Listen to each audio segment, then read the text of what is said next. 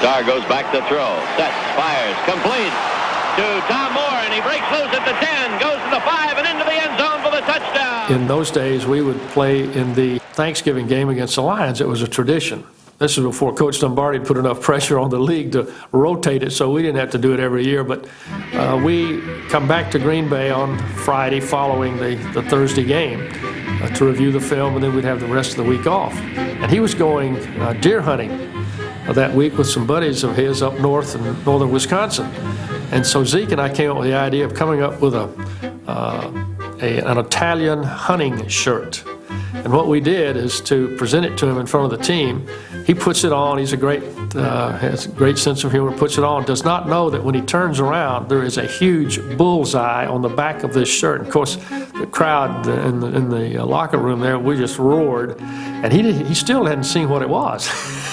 He turns around in the mirror and sees it, and he starts cracking up. Coach Lombardi had a sense of humor to blow you right out of the room.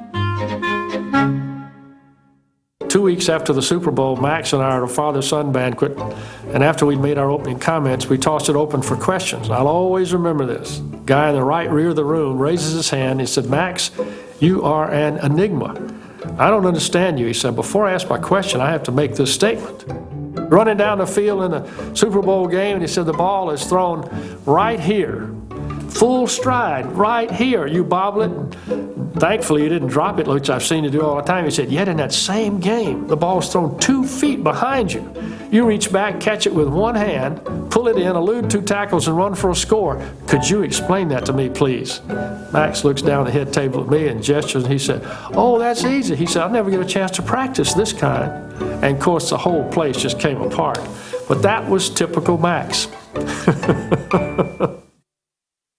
Coach Lombardi was disciplined, uniquely disciplined, very, very tough and committed.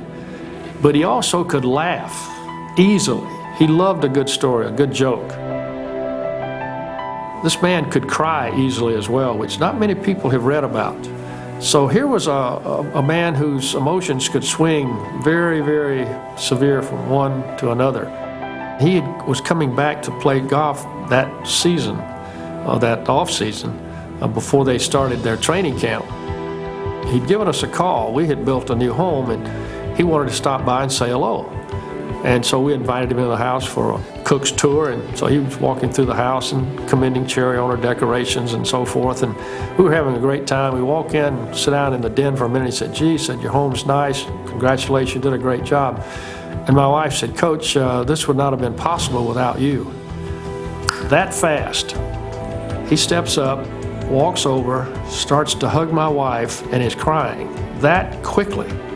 Turns around, gives me a big hug, and leaves, walks right out the door. We did not know at the time if he knew that he had cancer, or if this were the type of person which we had come to know who was so emotional. May have been a combination of both.